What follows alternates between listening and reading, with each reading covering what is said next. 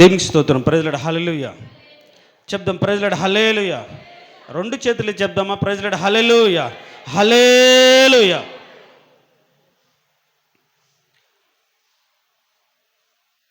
మనం మనస్ఫూర్తిగా మనం ఆరాధన చేయగలిగితే దేవుడు తన ఆత్మతో మనం నింపుతాడు. మీరు గమనించండి, ఎవరైనా సరే ఆరాధించేటప్పుడు కానీ ప్రార్థించేటప్పుడు కానీ ఒప్పింపజేయబడి ఆత్మతో నింపబడిన, బలపరచబడిన ఆత్మతో నింపబడిన ఆ వారం, ఆ నెలంతా కూడా ఆత్మ వారితో కూడా ఉంటుంది. దేవునికి స్తోత్రం. హల్లెలూయా. వారితో కూడా ఉండి వారిని ఏం చేస్తుందంటే పదే పదే వారిని ప్రేరేపిస్తూ ఉంటుంది. వారికి బోధిస్తూ ఉంటుంది. నువ్వు ఇలా ఉండాలి కదా, ఇలా నడవాలి కదా, ఇలా చేయాలి కదా, ఇలా మాట్లాడాలి కదా అని దేవుని సన్నిధులు ఎవరైతే ఆత్మ చేత నింపబడి ఒప్పించబడి బలపరచబడతారో ఆ ఆత్మ వారిని ఏం చేస్తుంది? అనుక్షణం వెంటాడుతూ ప్రతి క్షణం గైడ్ చేస్తుంది. దేవునికి స్తోత్రం. హల్లెలూయా. ఆ ఆత్మ చేత మనం నింపబడాలి. ఆత్మచేత మన శరీర ఇచ్చలు చంపి నూతన క్రియలు చేయనట్లుగా ఆత్మకు అవకాశాన్ని మనం ఇవ్వాలి. కాబట్టి మీరు ఆరాధన చేసినప్పుడు మౌనంగానో, పోగొట్టుకున్న వారుగానో, దిగులుగానో, నోరు తెరవకుండా, దేవుని స్తుతించకుండా, దేవునితో మాట్లాడకుండా, ఆరాధించకుండా ఉంటే ఉపయోగం లేదు. స్త్రీలు ఇంతమంది ఉన్నారు, ట్యాప్ దగ్గరికి వెళ్ళి ఒక కుండ నింపుకోవాలంటే బోర్లు ఇస్తారా లేకుంటే పైకి పెడతారా? మీ హృదయం బోర్లించుకొని మూత పెట్టుకొని వచ్చి కుమ్మరించబడిన దాని మీద పడిన హృదయంలోకి రాకుండా వ్యర్థమైపోతూ ఉంటుంది. నోరు తెరువు, నేను నింపుతానన్నది దేవుడు. కాబట్టి ఆరాధించేటప్పుడు మనం నోరు తెరవాలి, ప్రార్థించేటప్పుడు మనం నోరు తెరవాలి. ఏ ఆత్మతో, ఏ బలంతో, ఏ కృపతో, ఏ మేలుతో ఆయన నింపుతాడో మనకు తెలియదు. మనమైతే ఎప్పుడు లూదియ వలె తెరచబడిన హృదయంతో దేవుని సన్నిధిలో మనం ఎదురు చూడాలి. దేవునికి స్తోత్రం. హల్లెలూయా, హల్లెలూయా. అలాంటి తెరవబడిన మనసుతో, యోగ్యమైన అంగీకారమైన మనసుతో మనం దేవుని వాక్యాన్ని వినాలి. దేవుడు అలాంటి శ్రేష్టమైన మనసు మనందరికీ దయచేయునుగాక. హల్లెలూయా, హల్లెలూయా. గత కొన్ని వారాలుగా ఒక వాక్యపు సత్యాన్ని దేవుని సన్నిధిలో మనం నేర్చుకుంటూ వెళ్తున్నాం. అదేంటంటే, దేవుని యందు భయభక్తులు కలిగిన వారి నిమిత్తం ఆయన దాచి ఉంచిన మేలు ఎంతో గొప్పది. దేవుడు మేలు దాచి ఉంచాడు. ఆ దాచి ఉంచిన మేలు ఏ విధంగా పొందుకోవాలో ఒక క్రమాన్ని దేవుడు వాక్యంలో నిర్దేశించాడు. ఆ క్రమాన్ని వరుసపాటలుగా, ఉపశీర్షికలుగా కొన్ని విభాగిస్తూ నేను చెప్పుకుంటూ వెళ్తున్నా. దేవునికి స్తోత్రం. హల్లెలూయా. పోయిన వారం మనం విన్న వాక్యం ఎవరికైనా గుర్తుందా? సౌలు సమూయేలు యొద్ద నుంచి బయలుదేరిన విధానాన్ని, సమూయేలు నిర్దేశించినటువంటి మార్గ నిర్దేశకత్వంలో ఆయన వెళ్తున్నటువంటి ఒక పద్ధతిని, నూతన మనసు, నూతన బలము, నూతన శక్తి, నూతన సంవత్సరంలో ఒక వ్యక్తి పొందుకోవాలనే ఒక సదుద్దేశంతో, ఎప్పుడు ఒక వ్యక్తి మీదకి నూతన బలం వస్తుంది, ఎప్పుడు ఒక వ్యక్తి నూతన మనసుతో నింపబడతాడు, ఎప్పుడు దేవుని కొరకు శూర కార్యాలు చేయగలుగుతాడు అనే మాటను మీ జీవితాలకు తెలియచేయాలనే ఒక ఉద్దేశంతో ఈ యొక్క వరుస క్రమాన్ని, సమూయేలు నిర్దేశించినటువంటి ఒక వాక్యానుసారమైనటువంటి,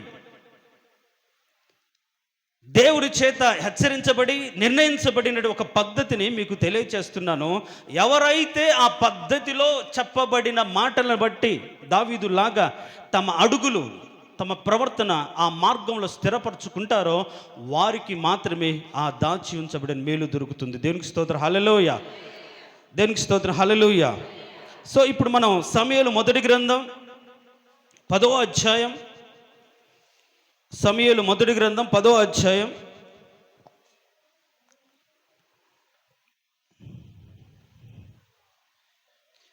3వ వచనం. తర్వాత నువ్వు అక్కడ నుండి వెళ్ళి తాబోరు మైదానముకు రాగా అక్కడ బేతేలునకు దేవుని యొద్దకు పోవు 3 మనుషులు నీకు ఎదురు పడుదురు. తర్వాత నేను చదువుతాను చూడండి. ఆ 3 మనుషులు, ఒకడు 3 మేక పిల్లలను, ఒకడు 3 రొట్టెలను, ఇంకొకడు ద్రాక్షరసపు తిత్తిని మోయొచ్చు ఒత్తురు. వారు నిన్ను కుశల ప్రశ్నలు అడిగి నీకు 2 రొట్టెలు ఇత్తురు, అవి వారి చేత నీవు తీసుకొనవలెను.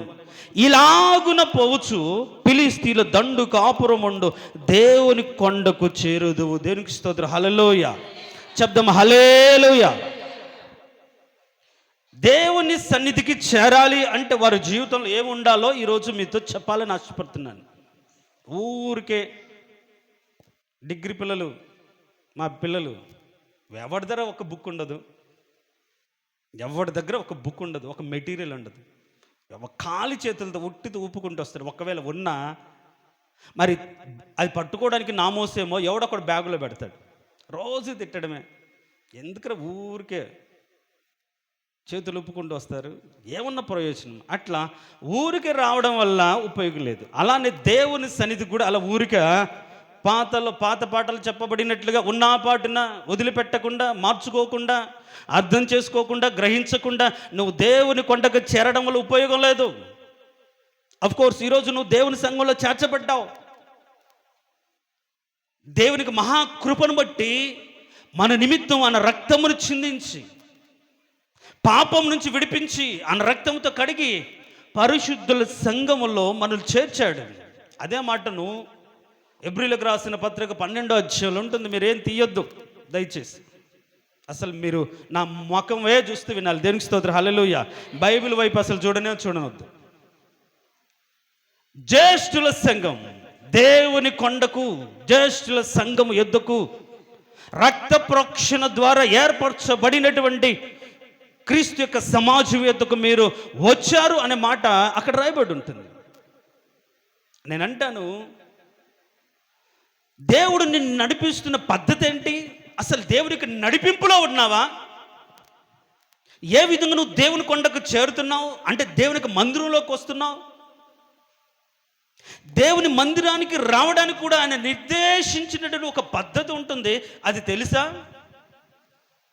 ఏకో పెంచినట్టున్నా కదా, నాకేమో రీసౌండ్ అయినట్టు అనిపిస్తుంది. అట్లా కదా. దేవునికి స్తోత్రం. Hallelujah. Praise the Lord. Hallelujah. ఏర్పరచుకున్న వాడిని పిలుచుకున్నాడు. పిలిచిన వానితో సమయంలో మాట్లాడి అభిషేకం ఇచ్చాడు. ముద్దు పెట్టుకొని అభిషేకించి ఇలాగ సెలవిచ్చాడనే మాట నువ్వుతో మనం మొదలైంది మన ప్రయాణం. బాబ్జీ పాడినట్టుగా ఆగదు నా పైన. ఎక్కడికి? ఏ విన్నారు తల్లి? దేనికి స్తోత్రం. హల్లెలూయా. సియోను చేరు వరకు. మధ్యలో ఉంటాయి ఆశలు, కోరికలు ఎరుకకు లాగినను వాటి వైపు చూడకుండా ముందుకే సాగిపోతాం. దేనికి స్తోత్రం. హల్లెలూయా. ముందుకు సాగిపోతున్నాం. కష్టాలు, నష్టాలు, బాధలు, ఇరుకులు దేవుని మందిరానికి చేర్చాయి అని చెప్పినట్టు వెళ్తున్న మార్గంలో సమాధిని చేరాం. రాహేలు సమాధి వదిలిపెట్టాం. ఇంకాస్త ముందుకు వెళ్ళగానే తాబోరు మైదానం కనిపించింది. ఆ తాబోరు మైదానపు అనుభవం ఏంటి అంటే, ఒక నాయకుని యొక్క మార్గ నిర్దేశకత్వంలో మనము దేవుని కొండకు చేరాలి. దేవునికి స్తోత్రం. హల్లెలూయా. ఆ ఉదంతానంతా కూడా పోయిన వారం చెప్పుకున్నాం. తాబోరు కొండ ఎందుకు ప్రసిద్ధమైందో, ఎందుకు అన్ని ఎత్తైన పర్వతాలలో అది కూడా దానికి ఒక స్థానం ఎందుకు వచ్చింది, అక్కడ జరిగిన సంఘటనలు ఏంటి? బారాకు అనే వ్యక్తిని దేవుడు ఒంటరి విడబడిన లేడిగా ఉన్నటువంటి తన బ్రతుకును చీల్చగలిగినటువంటి, గర్జించగలిగినటువంటి, పోరాటం చేయగలిగి ఒక యోధుడిగా మార్చబడి పోరాడి జయకరమైన జీవితానికి రావడానికి గల కారణం ఏంటి అనే చాలా విషయాలు పోయిన వారం చెప్పుకున్నాం. అక్కడ దైవ సేవకుని యొక్క మార్గ నిర్దేశకత్వంలో బారాకు పోరాడి జయం పొందుకున్నాడు. దేవునికి స్తోత్రం. హల్లెలూయా. నీ బాధలో, నీ కుటుంబంలో ఉన్న సమస్యలు, వేదన, దుఃఖాలు ఏదైనా సరే నీ ఎంతట నువ్వు పోరాడక నిష్టానుసారంగా నువ్వు ప్రవర్తించక దేవుని ఉద్దేశం ఏంటో, దేవుని సంకల్పం ఏంటో నువ్వు తెలుసుకొని ముందుకు వెళ్ళాలి. అది ఒక క్రమం. సంఘంలో చేర్చబడిన వారు నాయకుడి మాటను విని, నాయకుడి మాటను చొప్పున వాళ్ళ జీవితాలను, సమస్యలను వాక్యానుసారంగా పరిష్కరించుకోవాలి. అందుకని పౌలు కూడా అంటాడు, ఒక్కడు నీతిమంతులు లేడా మీకు సమస్యను పరిష్కరించడానికి? మనుషుల దగ్గరికి, లోకం దగ్గరికి వెళ్తారా? సిగ్గుందా మీకు అని గద్దిస్తాడు కొరింథీయులకు రాసిన పత్రికలో. వాద్యాలు ఉంటాయి, బాధలు ఉంటాయి, దుఃఖాలు ఉంటాయి. ఏవైనా సంఘముల్లోనే నాయకుని సమక్షంలో పరిష్కరించబడాలి. వినాలి, ఏది చెప్తే అది లోబడాలి. అలా లోబడిన వారి జీవితాల్లో ఒక జయకరమైన జీవితం ఉంటుంది. దేవునికి స్తోత్రం, హల్లెలూయా. అలా లోబడి ఎవరైతే ముందుకు వెళ్తుంటారో అలా లోబడిన వారిని ఎవరు ఎదుర్కొంటారు? దేవుడు ఎదుర్కొంటాడు. దేవునికి స్తోత్రం, హల్లెలూయా. ఇప్పుడు ఇక్కడ మనం చదివిన మాటలో 10వ అధ్యాయం 3వ వచనంలో, తాబోరు మైదానముకు రాగానే అక్కడ బేతేలునకు దేవుని యొద్దకు పోవు 3 మనుషులు నీకు ఎదురు పడతారు. ఎవరు వీళ్ళు?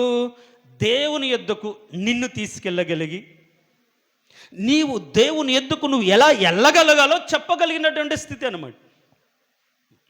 దేవుని కొండకు చేరాలి, దేవుని సన్నిధికి వెళ్ళాలి, దేవుని మందిరానికి వెళ్ళాలి అంటే ఏదో ఉన్నపాటను రావడమో, అలవాటు ప్రకారంగా రావడమో, ఆదివారం కాబట్టి రావడమో, తల్లిదండ్రులు తిడతారు కాబట్టి పిల్లలు రావడమో, ఇది కాదు. దేవుని మందిరానికి వచ్చే విషయంలో వారు కలిగి ఉండవలసిన ఒక స్థితిని ఇక్కడ దేవుడు తెలియజేస్తున్నారు. దేవునికి స్తోత్రం, హల్లెలూయా. ఎప్పుడైతే ఆత్మీయ నాయకుడికి నువ్వు అప్పచెప్పుకుంటావో, ఇప్పుడు ఎవరు నిన్ను దర్శిస్తారంటే దేవుడు నిన్ను దర్శిస్తాడు. దేవునికి స్తోత్రం, హల్లెలూయా. అక్కడ నుండి నువ్వు ముందుకు రాగానే బేతేలునకు దేవుని యొద్దకు వెళ్ళే 3 మనుషులు నీకు ఎదురు పడతారు. మన జీవితంలో ఆ 3 మనుషులు ఎదురుపడ్డారా? మన బ్రతుకులోకి వాళ్ళు వచ్చారా? వారు ఏం చెప్పారో, ఏం చెప్తున్నారో అది విన్నామా? వారు మనకు అనుగ్రహించే ఈవులను మనం తీసుకున్నామా? మనం ఏం కలిగి దేవుని మందిరానికి వస్తున్నామండి? ఏ విధంగా దేవుని సన్నిధికి వస్తున్నావు? అక్కడ చాలా స్పష్టంగా రాయబడింది కదా. నువ్వు దేవుని మందిరానికి పోతున్నప్పుడు నీ ప్రవర్తన జాగ్రత్తగా చూసుకోవాలిగా. అంటే నువ్వు ఎలా ఉండాలో జాగ్రత్తగా ఉండాలి, ఏమి తీసుకెళ్లాలో జాగ్రత్తగా ఉండాలి, నీ ఆలోచన ఎలా ఉండాలో, నీ తలంపులు ఎలా ఉండాలో, నీకు హృదయపు స్థితి ఏ విధంగా ఉండాలో అంత జాగ్రత్తగా నువ్వు దేవుని మందిరానికి వెళ్ళాలి కదా. నష్టం జరగట్లేదు కాబట్టి, ఆపద రావట్లేదు కాబట్టి ఇష్టానుసారంగా దేవుని మందిరానికి వస్తే సరిపోదు. ఏదో ఒక రోజు నీ బ్రతుకులో దుర్దినం అనేది వస్తుంది. కాబట్టి దేవుని మందిరానికి వెళ్ళే విషయంలో దేవుడు ఒక ప్రత్యేకమైన నడిపింపునిస్తాడు. ఏంటంటే ఒక ప్రత్యేకమైనటువంటి నడిపింపునిస్తాడు. ఇప్పుడు మనం ఈ 10వ అధ్యాయం, సమూయేలు మొదటి గ్రంథం 10వ అధ్యాయాన్ని మనం చదివితే, అక్కడ నుండి వెళ్ళి రాగానే చూడండి, అక్కడ బేతేలునకు దేవుని ఎద్దుకు పో 3 మనుషులు నీకు కనబడుదురు అనే మాట మనం చెప్పుకుంటే, ఎవరు ఈ 3 మనుషులు అనే మాట మొదటి రోజు చెప్పుకున్నప్పుడే వీళ్ళు ఎవరు అంటే తండ్రి, కుమార, పరిశుద్ధాత్మ దేవుడు అని చెప్పుకున్నారు. దేవునికి స్తోత్రం, హల్లెలూయా.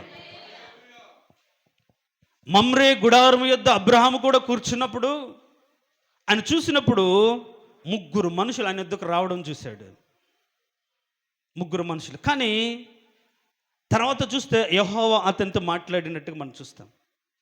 అంటే నీ జీవితాన్ని దేవుని సన్నిధిలో నిలబెట్టినట్లుగా, నీ జీవితాన్ని దేవుని సన్నిధిలో ఎలా నిలబడాలో నీకు తెలియచేయనట్లుగా ముందుగా దేవుడిని ఎదుర్కొని నిన్ను సిద్ధపరిచి నీ బ్రతుకుల్లో దేవుని సన్నిధికి ఎలా వెళ్ళాలో దానికి కావలసినవి నీకు ఇస్తాడు. దేవునికి స్తోత్రం, హల్లెలూయా. దేవుడు మనల్ని ఎదుర్కొంటాడు అని సన్నిధిలో నిలబడినట్లుగా. నిందారహితంగా నిలబడాలి, ఇష్టానుసరంగా నిలబడకూడదు. నేను అంటాను, మోషేను దేవుడు ఏర్పరచుకున్నాడు, పిలుచుకున్నాడు, చెప్పాడు, అయ్యా అక్కడ ఏడుస్తున్నారయ్యా, నువ్వు వెళ్ళాలి, విడిపించాలి, నడిపించాలి, అందుకే నేను వచ్చాను. సరే ప్రభా అని వెళ్తూ ఉంటే మార్గ మధ్యలో మోషేను చంపాలనుకున్నాడు. మోషేను పిలిచింది ఆయనే, ఏర్పరచుకుంది ఆయనే, నడిపించింది ఆయన, పొమ్మన్నది ఆయనే. పోతూ ఉంటే దారి మధ్యలో యెహోవా అతన్ని చంప చూశాను అన్నాడు. ఏ అన్యాయం చేశాడు? చెప్పిన మాటకు లోబడ్డాడు.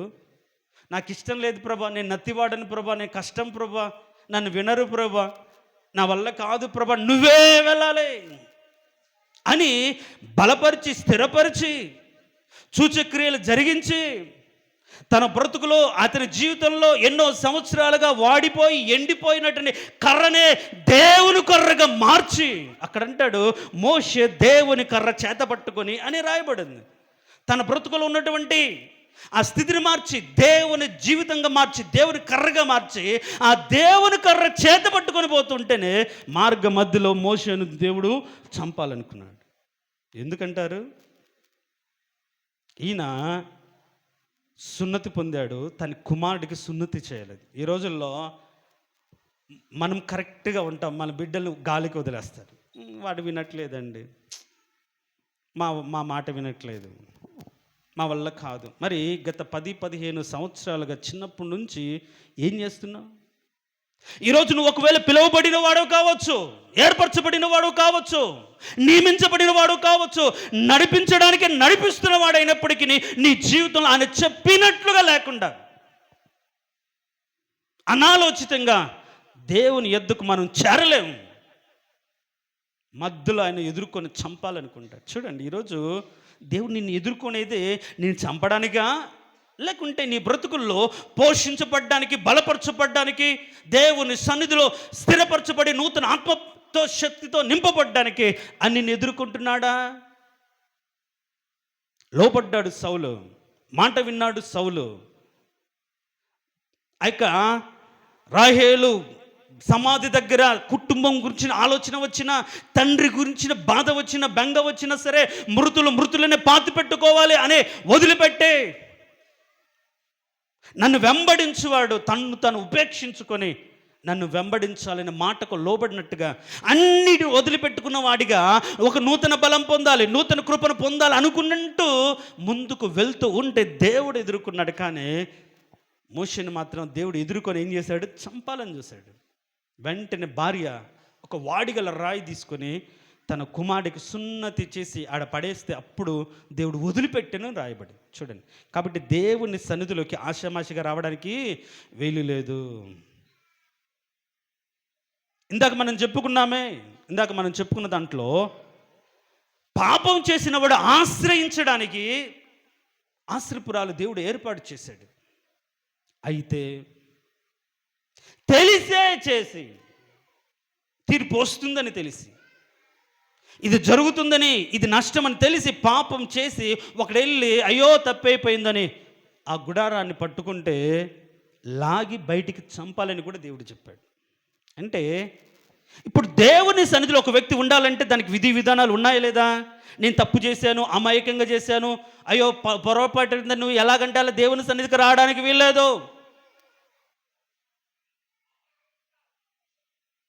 ఇంకా బలిపీఠ కొమ్ములు ఉన్నాయి కదా అని ఆయన కరుణాపీఠాన్ని పట్టుకుని యేసయ్యా క్షమించు అంటే నువ్వు తెలిసి చేసావు, కావాలని చేసావు. దేవుడు అలాంటి వాటికి బలి ఉండదు.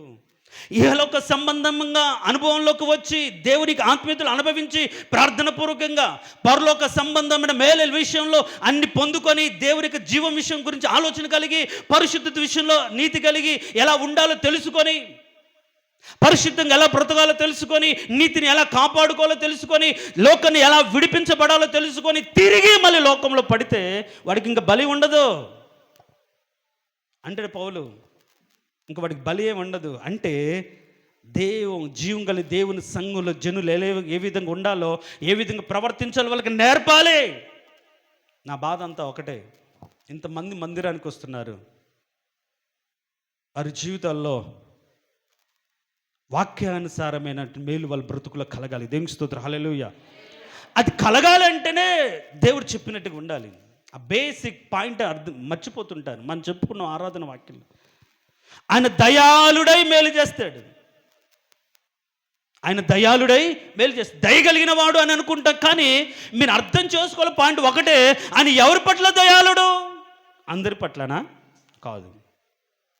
ఇశ్రాయేలు ఎడల మార్చుకున్న బ్రతుకుల మధ్య శుద్ధ హృదయ ఎడల ఆయన దయాళుడు అని రాయబడింది. అంటే ఇప్పుడు ఆయన దయను పొందుకోవాలంటేనే మన బ్రతుకుల పరిశుద్ధత ఉండాలి. ఆ పరిశుద్ధతను మనం కొనసాగినప్పుడే ఆయన మేలు చేస్తాడు. కాబట్టి ఆయన మేలు పొందుకోవాలన్నా చాలా కండిషన్స్ ఉన్నాయి. మరి అలాంటి మేలులు ఆయన మందిరంలో ఉన్న మేలు పొందుకోవాలంటే ఆషామాషిగా ఆదివారం కదని పొలోమని హడావిడిగా 12 గంటలకు వస్తే సరిపోతుందా? కాదు. నువ్వు కొండకు చేరే విధానం ఒకటి ఉంది. కొండకు ఇలాగు పోవచ్చు, నువ్వు దేవుని కొండకు చేరుదు అనే మాట ఉందా? చూడండి, అక్కడ ఉంది. అక్కడ ఏమనంటే 5వ వచనం, ఇలాగు పోవచ్చు ఫిలిష్తీయుల దండు కాపురముండు దేవుని కొండకు చేరుదు. ఎలాగ పోవాలి? ఒట్టి చేతులతోనా? ఏ విధంగా రావాలి దేవుని సన్నిధికి? ఉన్న పాటునానా? వదిలిపెట్టుకోకుండానా? వదిలిపెట్టుకోకుండా వస్తే మోషను సైతం వదిలిపెట్టలేదు ప్రియులారా. మనల్ని మాత్రం వదిలిపెడతాడా? నువ్వు జీవం కలిగిన దేవుడు, కనికరం కలిగిన దేవుడు, ప్రేమ కలిగిన దేవుడు. ఉట్టిదే నీ మాటల వల్ల దేవుని మనసు మార్చలేదు. అని మాట విను. వాక్యం ఏం చెప్తుందో అర్థం చేసుకో. వాక్యానుసారంగా నీ బ్రతుకు ఉందో లేదో సరిచూసుకో. అప్పుడు అడుగు, అయ్యా సత్యమును అనుసరించి యథార్థ హృదయంతో నీ ఎదుట నేను ఎట్లు ప్రవర్తించి తినో దయతో నన్ను జ్ఞాపకం చేసుకో. యథార్థమైన దమ్మున్న ప్రార్థన అండి. అది ఈజీగా చేశాడు. సత్యం ఉండదు, యథార్థత ఉండదు, ప్రార్థన ఉండదు, కానీ నన్ను జ్ఞాపకం చేసుకో. సంవత్సరాలు దొర్లిపోతున్నాయి, దేవుడు జ్ఞాపకం చేసుకోవట్లే. కోట గుమ్మము దాటకముందే ఎజ్గియాని జ్ఞాపకం చేసుకున్న దేవుడు అండి. మరి ఎందుకని ఆయన సన్నిధిలోకి వచ్చిన జ్ఞాపకం చేసుకోవట్లేదు అంటే, ఎలా రావాలో దేవుని సన్నిధిలో ఒక మార్గనిర్దేశకత్వం ఉంది. ఆ మాట ఈరోజు మీకు చెప్పాలనుకున్నాను. ఎన్నో సంవత్సరాలుగా మందిరానికి వెళ్తున్నాం, కానీ ఏం జరగట్లే. కానీ పోయిన వారం ఒక సహోదరి, ఒక ఆంటీ నాతో, 4 ఏండ్లుగా నేను మందిరానికి వస్తున్నాను, నేను 5 విషయాలు అనుకున్నాను, 5 నా జీవితంలో జరిగేవి. దేనికి స్తోత్రం, హల్లెలూయా చెప్దాం, ప్రైజ్ లార్డ్, హల్లెలూయా. మేలుతో తృప్తిపరిచాడు. నేను అన్నాను, సరే సంవత్సరం అంతం వస్తుంది కదా అండి, ఆల్నైట్ రోజు డిసెంబర్ 31 రోజు దేవుడు ఈ 4 సంవత్సరాల్లో నువ్వు మందిరానికి వచ్చిన దాన్ని బట్టి, నువ్వు మార్చుకొని నీతికి బ్రతికిన దాన్ని బట్టి, వాక్యం ద్వారా నువ్వు బలపరచబడిన దాన్ని బట్టి, జీవితంలో దేవుడు జరిగించిన మేలు ఆ రోజు విస్తారమైన టైం అనుకుంటుంది, ఆ రోజు చెప్తులని చెప్పిన. దేవునికి స్తోత్రం, హల్లెలూయా, ప్రైజ్ లార్డ్, హల్లెలూయా. కాబట్టి ఆయన దగ్గరకు వస్తే మేలు చేస్తాడు, కానీ వచ్చే విధానం మనకు తెలిసి ఉండాలి. అది ముచ్చట మనం చెప్పుకోవాల్సింది. ఆయన దగ్గరికి ఇలాగు పోవచ్చు, కొండకు చేరాలి. ఏంటది? బేతేలు కొండ. ఏంటది? దేవుని మందిరం. ఏంటది? దేవుని పరిశుద్ధ పర్వతం. ఎలాగో అంటే అలాగ పోవడానికి వెళ్ళలేదు. ఎలా వెళ్ళాలో వాక్యం ఉంది, దాన్ని తెలుసుకోవాలి. నాకు తెలియదండి అని అమాయక భక్తి చేయమాకండి ఇక మీదట. అయ్యో అవునా, నాకు తెలియదండి. తెలుసుకోవాల్సిన బాధ్యత ఎవరిది? ఇంకా చిన్నపిల్లలేం కాదుగా. కష్టం వచ్చింది, బాధ వచ్చింది, దుఃఖం వచ్చింది, వేదన వచ్చింది, ఏ విధంగా పరిశుద్ధతను కాపాడుకోవాలో తెలుసుకోవాల్సిన బాధ్యత ఎవరిది? వయసుకు వచ్చిన వారికి మంచి చెడులు వివేచించగలిగిన జ్ఞానం కలిగిన వారు అని హెబ్రీయులకు రాసే పత్రిక ఉంది కదా. ఇన్ని సంవత్సరాలుగా, ఇన్ని రోజులుగా నువ్వు విశ్వాసాన్ని కలిగి, భక్తి కలిగి, వాక్యాన్ని నేర్చుకుంటూ మందిరానికి వస్తూ నువ్వు ఏ విధంగా కొండకు చేరావు, ఏ విధంగా ఆయన సన్నిధికి వచ్చావు, ఇంకా నాకు తెలియదు అంటే తెలుసుకోవాలని ఆలోచన లేదు. 38 సంవత్సరాలుగా అదే చోట పడి ఉన్న ఎవడు? పక్షవాతం కలిగిన వ్యక్తి. వాడు అందరికి అడ్డం, వాడు బ్రతుకు కంపు. నన్ను వాడు ఎవరు రక్షించలేదండి, వీడు రక్షించలేదండి, వీడు నడపలేదండి, వీడు కాపాడలేదు, వాడే దిగాడండి. ఒట్టి మాటలు. ఎవరి మీద వారి మీద నిందలేయడానికి రెడీగా ఉంటారు. నీ భక్తి నీవే కాపాడుకోవాలి, నువ్వు ప్రార్థన నువ్వే చేయాలి. దేవుని సన్నిధికి వచ్చే విషయంలో నీవు స్థిరము కలిగి, ధైర్యం కలిగి, వాక్యాన్ని క్రమాన్ని అర్థం చేసుకుని, జ్ఞాపకం చేసుకుని, ఆ ప్రకారంగా నేను నడుస్తున్నానా లేదా అని విచక్షణ వివేకన కలిగి ఉండాలి ఏ వ్యక్తి అయినా మందిరానికి వచ్చినప్పుడు. అలా లేకుండా సంవత్సరాల తరబడి మందిరానికి వచ్చినా ఉపయోగం లేదు. ఈ మాట నేను నిర్మోహమాటంగా చెప్తాను. నీ బ్రతుకును మార్చుకోకుండా, పరిశుద్ధతలోకి రాకుండా, నీతిని కాపాడుకోకుండా, దేవునికి వాక్యపు అడుగుల్లో నువ్వు నడవకుండా నేను వస్తున్నాను దేనికి ఉపయోగం లేదు. కాబట్టి దేవుని కొండకు చేరే విధానం ఒకటి ఉంది. ఈరోజు నేను చెప్పాలనుకున్న మాట దేవుని కొండకు చేరే. సో ఈ దేవుని కొండకు చేరే విషయంలో ఆయన మనం కలుసుకొని మనకేమిస్తాడు అంటే 3 రకాలైన వస్తువులు ఇక్కడ ఇవ్వబడినట్టుగా మనం చూస్తాం. 1 మేకపిల్లలు, 2 రొట్టెలు, 3 ద్రాక్షరసపు తిత్తిని. దేవుడు ఎవరినైతే కలుసుకుంటాడో వారికి ఇస్తాడు, అందరికి కాదు. ఎవరినైతే కలుసుకుంటాడు అంటే ఎవరిని కలుసుకుంటాడు? ఇక్కడ పాయింట్, ఎవరిని కలుసుకుంటాడు? ఎవరైతే అని చెప్పిన అడుగు జాడల్లో వెళ్తూ ఉంటాడో వాడిని ఎదుర్కొంటాడు. ఇప్పుడు మనం చెప్పుకున్నాం, పరిశుద్ధాత్ముడు దిగి వచ్చాడు, నాయకుడు చెప్పాడు, సమయాలు చెప్పాడు, అయ్యా నువ్వు ఇట్లా వెళ్ళు, అక్కడ ఇలా జరుగుతుంది, నువ్వు అక్కడ ఇలా ఉండు, ఇలా కాపాడుకో, ఇలా నడువు, కాబట్టి అక్కడ నుంచి దాటిన తర్వాత ఇది జరుగుతుంది, అక్కడ నువ్వు ఇలా ఉండు. అప్పుడు నిన్ను ఎదుర్కోవడానికి నీ దేవుడని యెహోవా నీ దగ్గరికి వస్తాడు. దేవునికి స్తోత్రం, హల్లెలూయా. ఇప్పుడు దేవుడు ఎందుకు ఎదుర్కొంటున్నాడు అంటే వారిని దేవుని సన్నిధికి నడిపించడానికి ఎదుర్కొంటున్నాడు. దేవునికి స్తోత్రం, హల్లెలూయా. దేవుడు ఎవరినైతే ఎదుర్కొంటాడో, దేవుడు ఎవరినైతే దర్శిస్తాడో వాళ్ళు ఎక్కడికి వస్తారు, ఎలాగెళ్తారు? ఆయన చేత తీసుకునబడిన వస్తువుల చేత వారు దేవుని కొండకు చేరతారు. దేవునికి స్తోత్రం, ప్రజలాడు, హల్లెలూయా, హల్లెలూయా. కాబట్టి ఇప్పుడు ఈరోజు నువ్వు దేవుడి కొండకు ఎలా చేరుతున్నావు? ఏ మార్గాన్ని చేరుతున్నావు? ఏ పద్ధతిలో వస్తున్నావు? ఏ ఆలోచన చొప్పున నువ్వు మందిరానికి వస్తున్నావు? ఏ విధి విధానాన్ని బట్టి నువ్వు సంఘంలో చేర్చబడ్డావు? ఏ విధంగా నువ్వు మారు మనసు పొందావు? మారు మనసు పొందిన నీవు ఏ విధంగా దేవునికి దగ్గర అవుతున్నావు? ఏంటి, సమాధులు వదిలిపెట్టిన నీవు మరి దేవుని కొండకు ఏ విధంగా చేరుతున్నావు? నాయకత్వానికి అప్పచెప్పుకున్న నీవు దేవుడు దర్శించే స్థితిలో నీ బ్రతుకు ఉందా? ఇంకా ఎవరిని చాలామందిని దేవుడు దర్శించట్లేదు. కారణం ఏంటి అంటే వారు సంఘం యొక్క నాయకుడి యొక్క మాటకు లోబడి నడవట్లేదు అని అర్థం. దేవునికి స్తోత్రం, హల్లెలూయా. చెప్దాం, హల్లెలూయా. అర్థమవుతుందా? దేవుడు ఒక వ్యక్తిని ఎందుకు దర్శించలేదు? ఎవరిని దర్శిస్తాడు? ఈ మాటలు మనం అర్థం చేసుకుంటే, సమూయేలు మాట విని సౌలు నడుస్తున్నప్పుడు సర్వాధికారైన దేవుడే దిగి వచ్చాడండి నడిపించడానికి. మరి ఈరోజు ఎందుకని దేవుడు మన జీవితాన్ని నడిపించడానికి రావట్లేదు? నేను ఒంటరి వాడిని, నన్ను ఎవరు పట్టించుకోవట్లేదు. నిన్ను ఎవరు పట్టించుకోలేదు, దేవుడు పట్టించుకుంటే చాలుగా. దేవుడి కంటే గొప్పవారా ఈ రోజు లోకంలో ఉన్న మనుషులు? దేవుడి కంటే గొప్ప కార్యాలు చేయగలిగిన వారా ఈ లోకంలో ఉన్న మనుషులు? మరి ఎవరు ఎదుర్కోవాలని చూస్తున్నావు? ఎవరు రావాలని చూస్తున్నావు? ఎవరు వస్తే నీ బాధ పోతుందని చూస్తున్నావు? ఎవరో ప్రార్థన చేయాలి, ఎవరో రావాలి, ఎవరో ఓదార్చాలి, ఎవరో బలపరచాలి, ఎవరో ఎవరో ఎవరో ప్రతి దానికి నువ్వు దేవుని దైవ సేవకుడి మాట వింటే ఎవరో కాదు, ఆయనే నీ దగ్గరకు వస్తాడు. దేవునికి స్తోత్రం, హల్లెలూయా.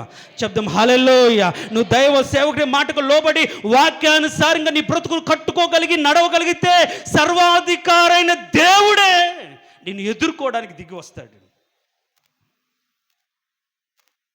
అలా దిగి వచ్చి నువ్వు నడవలసిన మార్గాన్ని, నువ్వు మందిరానికి వెళ్తున్నప్పుడు నువ్వు కలిగి ఉండవలసినటువంటి వస్తువులు ఏంటో, ఆత్మీయ స్థితి ఏంటో నీకు బోధిస్తాడు. మొదటిగా మేకపిల్లని ఇచ్చాడు. సో ఇప్పుడు ఈ 3 వ్యక్తులు ఎవరు అంటే ఆదికాండం 18వ అధ్యాయం ప్రకారం దేవుడే, తండ్రి, కుమార, పరిశుద్ధాత్ముడు. ఇప్పుడు ఈ 3 గురించి కానీ టూకీగా ఒక మాట చెప్పుకోవాలంటే, మేక బలి అర్పణకు సాదృశ్యంగా ఉంది. మేకపిల్ల కావచ్చు, గొర్రె బలికి సాదృశ్యం. అంటే దేవుడు నిన్ను తన కొండకు, పరిశుద్ధమైన పట్టణానికి చేర్చడానికి, సర్వ మానవాళిని, లోక పాపాన్ని మోసుకుని దేవుని గొర్రెపిల్లగా ఈ లోకానికి వచ్చి నీకోసం రక్తము చిందించి పాపము నుంచి నిన్ను విడిపించి ఆ రక్తంతో కడగబడినటువంటి అంటే ప్రోక్షించబడినటువంటి హృదయం కలిగిన వారిగా, పరిశుద్ధపరచబడిన వ్యక్తులుగా, ఆయన రక్తము నీ మీద ఉంచబడి కాపాడుతున్న వ్యక్తులుగా నువ్వు మందిరానికి వెళ్ళే విధంగా దేవుడు ఆయనే బలిగా నీ కోసం వచ్చాడు. దేనికి స్తోత్రం, హల్లెలూయా. అంటే దేవుని సన్నిధిలోకి మనం ఊరికే వెళ్ళలేం కాబట్టి, ఆయన సన్నిధిలో మనము మన ఇష్టానుసారంగా బ్రతకలేం కాబట్టి, ఆయన సన్నిధి పరిశుద్ధమైనది, ఆయన సన్నిధి మహోన్నతమైనది, ఆయన సన్నిధిలో డాంబికులకు చోటు ఉండదు, చెడుతనముకు చోటు ఉంది. కాబట్టి ఆ పరిశుద్ధమైన దేవుని కొండ మీదకి ఒకరు వెక్కాలి అంటే, ఒకరు నిలబడాలి అంటే ఆ పరిశుద్ధతను మనం పొందుకోలేదు, కానీ ఆయనే మనం ఎదుర్కొని, ఆయనే మన కోసం రక్తము చిందించి, ఆయనే పాపం నుంచి విడిపించి, ఆయనే తన రక్తాన్ని కార్చి కడిగి మనం ఏం చేసి పరిశుద్ధపరిచి ఏం చేస్తున్నాడు, దేవుని మందిరానికి చేరుస్తున్నాడు. దేనికి స్తోత్రం, హల్లెలూయా. మేకపిల్లని గురించినటువంటి విషయం అదే. రెండవదిగా రొట్టెలు అంటే వాక్యానికి సదృశ్యంగా ఉంది, ఆయన శరీరానికి సదృశ్యంగా ఉంది. ఇప్పుడు బలి అంటే వెల అనేది చెల్లించాడు, తన రక్తం. అందుకని అంటాడు, ఆయన ఒక రొట్టెని ఎత్తుకొని దాన్ని విరిచి ఏమంటాడు, ఇది అనేకుల కొరకు విరవబడిన శరీరం. కాబట్టి ఆయన రొట్టె, ఆయన శరీరం విరవబడిన దాన్ని బట్టి ఒక మార్గం ఏర్పరచబడింది. ఆయన శరీరమును తెరను చీల్చి పరిశుద్ధమైన, నూతనమైన, ప్రతిష్ఠితమైన ఒక మార్గాన్ని లోకంలో ఉన్న మనలను, పోగొట్టుకున్న మనలను, సమాధుల దగ్గర బ్రతుకుతున్న మనల్లో, లోకంలో ఇష్టానుసారంగా బ్రతుకుతున్న మనల్లో ఏ క్షేమము లేక, ఏ సంతోషం లేక, లోకంలో వేదన పడుతూ, దుఃఖపడుతూ, కుళ్ళిపోతూ, ఏడుస్తూ, రోగంతో వేదన పడుతూ, దుఃఖపడుతున్న మనల్లో నిత్యము దేవుని సన్నిధిలో సుఖ సంతోషాలతో బ్రతుకున్నట్లుగా, నిత్యం మన జీవితాంతము ఎలాంటి భయం లేకుండా, మన జీవితాంతం కూడా క్షేమంగా ఉండినట్లుగా, నిర్భయంగా బ్రతుకున్నట్లుగా ఆయన తన రక్తమును, తన శరీరాన్ని ఏం చేశాడు, చీల్చాడు. ఆయన శరీరానికి సాదృశ్యంగా ఆయన ఏం చేశాడు, రొట్టెనిచ్చాడు. అంత మాత్రం కాకుండా సర్వమాన పాపవాళ్ళ విమోచనార్థం తన రక్తమునే క్రయధనముగా చెల్లించినట్లుగా మనం చూస్తాం. దీన్ని బట్టి దేవుడు ఒక వ్యక్తిని ఎదుర్కొని పాపపు స్థితి నుంచి విడిపించి జయకరమైన జీవితం. ఇప్పుడు సమాధి, ఇప్పుడు మీరు పూర్వం మృతులైతేరే ఇప్పుడు క్రీస్తునందు సజీవులుగా ఉన్నారు అనే మాటను మనం కంపారిజన్ చేసుకుంటే, రాహేలు సమాధి దగ్గర తన యొక్క పాత జీవితాన్ని పాతిపెట్టబడి తాబోరు మైదానం రాగానే పాపేచ్ఛలను వాక్యపు వెలుగులో సరిచూసుకొని పాపపు ఇచ్ఛలను ఆత్మ ద్వారా చంపివేసి, దైవికమైన నడిపింపులో వాటిని అణిచివేసగలిగిన జ్ఞానం కలిగి ఒక నూతన జీవం పొందిన వ్యక్తి ఇప్పుడు ఆయన బ్రతుకులో దేవునికి ఆత్మ, దేవునికి శరీరము, దేవునికి రక్తముతో దేవునికి మందిరములోకి చేర్చబడుతున్నాడు. దేవునికి స్తోత్రం, హల్లెలూయా. చెప్దాం హల్లెలూయా. రెండు చేతులు ఎత్తి చెప్దాం హల్లెలూయా, హల్లెలూయా. నీకోసం కొట్టబడిన దేవుడిగా నిన్ను ఎదుర్కొంటున్నాడు, నీకోసం గాయపరచబడ్డ వాడిగా నిన్ను ఎదుర్కొంటున్నాడు, పాపం నుంచి నిన్ను విడిపించిన వాడిగా, పాపపు ఒక శాపం తప్పించిన వాడిగా, నువ్వు సురక్షితంగా దేవుని కొండ మీద సురక్షితంగా నీ జీవిత కాలమంతా నిర్భయంగా బ్రతకడానికి ఆయనే ముందుగా వచ్చి ఏం చేస్తున్నాడో తెలుసా, తన ప్రాణాన్ని వెలగా చెల్లించాడు, తన శరీరాన్ని చీల్చేశాడు. వ్యసనక్రాంతుడిగా, వ్యాధిని అనుభవించిన వాడిగా, మనుషులు చూడనొల్లని వాడిగా కొట్టబడ్డాడు, ఏడవబడ్డాడు, తన శరీరం నలగొట్టబడింది. ఆయన నువ్వు మందిరంలోకి చేర్చముందే నిన్ను ఎదుర్కొని నీ బ్రతుకుల్లో ఉన్నట్టు శాపాన్ని తొలగించిన బలి అయిపోయి తన రక్తము ద్వారా కడిగి ఆయన పునరుద్ధానాన్ని, ఆయన యొక్క శక్తిని జీవితాంతం గుర్తు చేసుకోవడానికి ముందుగా నిన్ను ఎదుర్కొనే, ఇదిగో నీకోసం నేను బలిగా అయ్యాను. సో నువ్వు మందిరానికి వెళ్ళినప్పుడు ఆ బలిని నువ్వు జ్ఞాపకం చేసుకోవాలి. అనేకుల కోసం చిందించిన నిబంధన రక్తాన్ని నువ్వు జ్ఞాపకం చేసుకోవాలి. కొట్టబడిన దేహాన్ని నువ్వు జ్ఞాపకం చేసుకోవాలి. వాటిని కలిగి ఒక ఉన్నతమైన అనుభవంలో దేవుని సన్నిధికి చేర్చబడాలి. దేవునికి స్తోత్రం, హల్లెలూయా. అంటే బాప్తిసం అనేది దేనికి సాదృశ్యంగా ఉందంటే, రాహేలు సమాధి అనే పాప జీవితాన్ని పాతిపెట్టి సత్యాన్ని గ్రహించి దాని నుంచి తిరిగి లేపబడి నాయకత్వానికి అప్పచెప్పబడి ఆ నాయకత్వ వెలుగులు నడుస్తున్నప్పుడు మారు మనసు పొంది బాప్తిసం తీసుకున్న దాన్ని బట్టి ఆయనలో, ఆయన శరీరంలో ఒక భాగంగా ఉండడానికి, ఆ రక్తాన్ని కలిగి ఆయన శ్రేష్టమైన నిబంధన ప్రజలకు ఉండడానికి నిన్ను ఏం చేస్తున్న ముందుగానే ఎదుర్కొని నీకోసం బలి అయిపోయి రక్తము చిందించి భోజనం సిద్ధపరిచి ఆయన జ్యేష్ఠుల సంఘంలోకి మనల్ని చేర్చుకున్నాడు. దేవునికి స్తోత్రం, హల్లెలూయా, హల్లెలూయా. కాబట్టి ఏ విధంగా చేర్చబడాలి? బాప్తిసం తీసుకొని చేర్చబడాలి. పాపాన్ని వదిలేసి చేర్చబడాలి. పాపాన్ని పాతి పెట్టబడి ఆయన బలిని అర్థం చేసుకొని ఆయన రొట్టెను స్వీకరించిన వారిగా, ఆయన వాక్యాన్ని కలిగి ఉన్న వారిగా, ఆయన ద్రాక్షరసం ఆ రక్తము చేత కడగబడిన వారిగా మనం జ్యేష్ఠుల సంఘమైనటువంటి దేవుని సంఘంలో చేర్చబడాలి. దేవునికి స్తోత్రం, హల్లెలూయా. మీరు ఒక మాట నేను చూపిస్తాను. హెబ్రీయులకు రాసిన పత్రికలో 12వ అధ్యాయం 12వ అధ్యాయం, హెబ్రీయులకు రాసిన పత్రిక 12వ అధ్యాయం నేను చదువుతాను. 22వ వచనం. ఇప్పుడైతే సీయోను కొండకును జీవము గల దేవుని పట్టణమునకును అనగా పరలోక యెరూషలేమునకును వేవేల కొలది దేవదూతల యొద్దకును పరలోకమందు రాయబడిన జ్యేష్ఠుల సంఘమునకును వారి మహోత్సవమునకును అందరికీ న్యాయాధిపతిని దేవుని యొద్దకును సంపూర్ణ సిద్ధి పొందిన నీతిమంతుల ఆత్మల యొద్దకును క్రొత్త నిబంధనకు మధ్యవర్తి అయిన యేసు నొద్దకును ఏబేలు కంటే మరి శ్రేష్టముగా ప్రోక్షణ రక్తమునకు మీరు వచ్చి ఉన్నారు. దేనికి స్తోత్రం, హల్లెలూయా. చెప్దాం, హల్లెలూయా. ఇప్పుడు దేవుని కొండకును అనే మాట అక్కడ రాయబడింది. ఆ కొండ ఏంటి అంటే జ్యేష్ఠుల సంఘం. పరలోకంలో రాయబడిన జ్యేష్ఠుల సంఘము మనమే. అందుకని ఇదే పేతురు రాసిన పత్రిక, ఆ పేజ్ తిప్పిన తర్వాత ఆ మాట చూద్దాం. చూడండి, పేతురు రాసిన మొదటి పత్రిక 2వ అధ్యాయం 9వ వచనం. అయితే మీరు చీకటిలో నుండి ఆశ్చర్యకరమైన తన వెలుగులోనికి మిమ్మల్ని పిలిచిన వాని గుణాతిశయముల ప్రచురము చే నిమిత్తం ఏర్పరచబడిన వంశము, రాజులైన యాజక సమూహము, పరిశుద్ధ జనము, దేవుని సొత్తైన ప్రజలై ఉన్నారు. దేవునికి స్తోత్రం, హల్లెలూయా, హల్లెలూయా. ప్రజలు హల్లెలూయా. కాబట్టి మారు మనసు పొంది బాప్తిసం తీసుకున్న నీవు నీ జీవితంలో ఏముండాలి? బలి అర్పణ అనుభవంలోకి రావాలి. నీ కోసం బలిగా అర్పించబడిన దేవుణ్ణి నీ కన్నులెదుట ఉంచుకోవాలి. ఆయన శరీరమును, ఆయన రక్తమును దారపోసి చీకటిలో నుంచి విడిపించిన దేవుణ్ణి నువ్వు గుర్తు చేసుకుంటూ ఎక్కడికి రావాలి? జ్యేష్ఠుల సంఘములోకి, దేవుని కొండకు. ఇలాగు అంటే మన జీవితంలో ఈ 3 అనుభవాలు ఉండాలి. ఇది మన బ్రతుకులో ఒక పార్ట్. వ్యక్తిగతంగా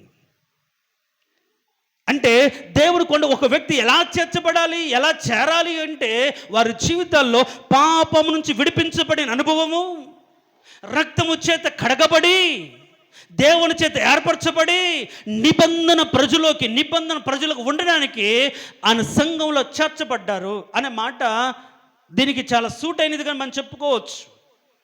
కాబట్టి ఇలాగు పోవచ్చు, నువ్వు దేవుని కొండకు చేరుదు అనే మాటలో ఎలాగు పోవచ్చు అంటే, వారు నీకు 2 రొట్టెలు ఇస్తారు. ఆ రొట్టెలు వారి యొద్ద నువ్వు తీసుకొని వెళ్ళాలి. వారి యొద్ద నుంచి నీవు తీసుకొని వెళ్ళాలి. కాబట్టి ఈరోజు నీవు ఏ విధంగా దేవుని కొండకు చేరావు? మారు మనసు ఉందా? బాప్తిసం ఉందా? పాతిపెట్టబడిన అనుభవం ఉందా? ఆయన రక్తంతో కడగబడి పరిశుద్ధ ప్రజలుగా మార్చబడి ఆయన రక్తముల్లో పాలు పొందే విధంగా దేవుడు కృప చూపించాడని జ్ఞానముతో దేవుని మందిరానికి వస్తున్నావా? ఏ విధంగా నువ్వు దేవుని కొండకు చేరావు? కొందరు ఏం చేస్తున్నారు? దొంగలు ఏం చేస్తున్నారంటే అడ్డదారుల్లో మందిరాల్లోకి వస్తున్నట్లుగా ముసుగు వేసుకొని మభ్యపెట్టి నేను మారు మనసు పొందాను. నేను కూడా అందుకే బాప్తిసాలు ఇవ్వాలనుకోలే. ఎవరు సరైన బ్రతుకులో లేరు. నీతిని కాపాడుకున్న స్థితి లేదు, యథార్థత లేదు, తప్పిపోయిన వాళ్ళు ఉన్నారు. ఎవరికయ్యా నువ్వు బాప్తీసం ఇచ్చేపోయిన సరే మార్చుకోకుండా తెలుసుకోకుండానే ముంచావా అంటే, అవును ప్రభా 2 సంవత్సరాలు అయితే ముంచాను, ఇక మీదట నేను ముంచదలుచుకోలేదు. వాళ్ళ బ్రతుకు మార్చుకొని సరిగా మందిరానికి వచ్చి కట్టబడి సహవాసంలో స్థిరపరచబడిన తర్వాతే, ఒక నమ్మకం కలిగి వీరు తప్పిపోరు అనుకున్న తర్వాతే సంఘంలో చేర్చబడే విధంగా బాప్తీసం ఇవ్వాలి అని అనుకుంటున్నా. దేవునికి స్తోత్రం. హల్లెలూయా, హల్లెలూయా. కాబట్టి ఏ విధంగా చేర్చబడ్డావు? దేవుడు నిన్ను ఎదుర్కొని నీ బ్రతుకుని మార్చి, ఆయనే నిన్ను ఎదుర్కొని నీ బ్రతుకుని మార్చి తన రక్తాన్ని నీ కోసం చిందించి ఒక మార్గాన్ని ఏర్పరిచి తీసుకొచ్చాడా? కాబట్టి ఈ 3 అనుభవాల గురించి మన జీవితాల్లో, ఈ 3 అనుభవాల్లో ఎందుకు లేవు, ఏ విధంగా ఉంచుకోవాలి, ఈ 3 అనుభవాలను గురించి మనం వచ్చేవారం నేను చెప్పాను కదా. ఈ నెల అంతా కూడా క్రొత్త మనసు పొందాలి అన్నా, క్రొత్త బలం రావాలంటే ఒక పద్ధతి ఉంది. ఆ పద్ధతి నేను ప్రకటిస్తూ వెళ్తున్నాను. మీరు అర్థం చేసుకుని దానికి లోబడి నడవగలిగితే నూతన సంవత్సరంలోకి వెళ్ళేలోపు ఏం కలుగుతుంది? నూతన బలం వస్తుంది. దేవునికి స్తోత్రం. హల్లెలూయా. క్రొత్త మనసు వస్తుంది నీకు. దేవునికి స్తోత్రం. హల్లెలూయా. కాబట్టి ఆ మనసు, ఆ బలం పొందుకోవడానికే సాగిపోతున్నాం. కాబట్టి ఈరోజు దేవుడిని ఎదుర్కొన్న దేవుడిని గుర్తించగలిగితే మంచిది. తలలు వంచండి. తాబోరు మైదానంలో దేవుడిని ఎదుర్కొన్నాడు. దైవ దాసునికి నువ్వు లోబడ్డప్పుడు ఆయన ఎదుర్కొని నీ దగ్గరికి వచ్చాడు అనే మాటను ఈరోజు ఎందుకని దేవుడు నిన్ను ఎదుర్కోలేదు?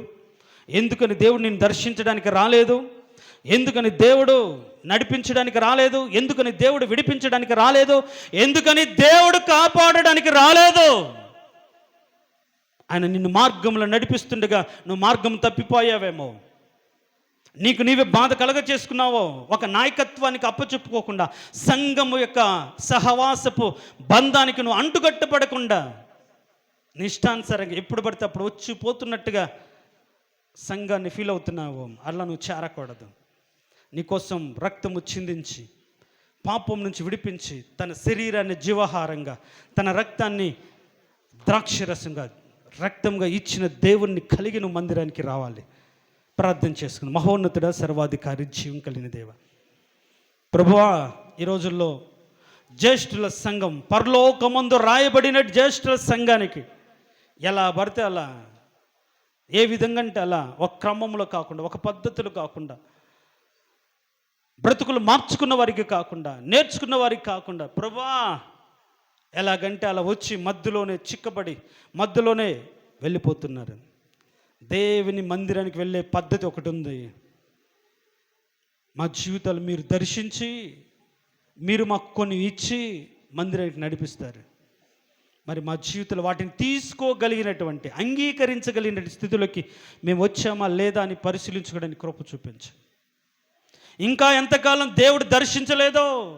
అవును ప్రభువా, సమూయేలు మాటకు లోబడకుండా సౌలు బ్రతికాడు, కానీ మీరు అతన్ని దర్శించలేదు. 40 సంవత్సరాలు సౌలును సమూయేలు కూడా దర్శించలేదు, మీరు దర్శించలేదు. ప్రార్థన చేశాడు, రకరకాలుగా ప్రయత్నాలు చేశాడు, కానీ కళల ద్వారా, స్వప్నముల ద్వారా మీరు కనిపించలేదు. కారణం దైవ సేవకుని మాటకు లోబడకుండా ఇష్టానుసారంగా బ్రతకడమే. ఈ సత్యాన్ని సంఘములోని ప్రతి ఒక్కరూ అర్థం చేసుకొని మమ్మల్ని నడిపించడానికి నువ్వు ఏర్పరచుకున్న నీ సేవకుడనని గుర్తించినట్లుగా, లోబడి నడుచున్నట్లుగా తండ్రి నీ కృపలో వారిని జ్ఞాపకం చేసుకోండి. వచ్చిన ప్రతి ఒక్క బిడ్డ యేసయ్య నీ నామంలో, నీ మార్గంలో అర్థం చేసుకో. అడుగులను గుర్తుపట్టి, ఒక్కొక్కటి వదిలిపెట్టి నీవు చేయమంటున్నటువంటి వాటిని చేస్తూ కొండకు చేరి, ప్రవక్తల సమూహంతో చేరి, ప్రకటన చేసి, ఆత్మశక్తిని పొందుకొని, నూతన మనసును పొందుకొని నీ కోసం శూర కార్యాలు 2025వ సంవత్సరం జరిగించినట్లుగా మీరే నడిపించి ప్రతి ఒక్కరిని బలపరిచి మహిమ ఘనత ప్రభావములు కలిగించుకోమని యేసయ్య అతి శ్రేష్టమైన దివ్యగణ నామమును అడిగి వేడుకొంచున్నాము తండ్రి. ఆమెన్. ఆ విధంగానే తలలు వంచండి.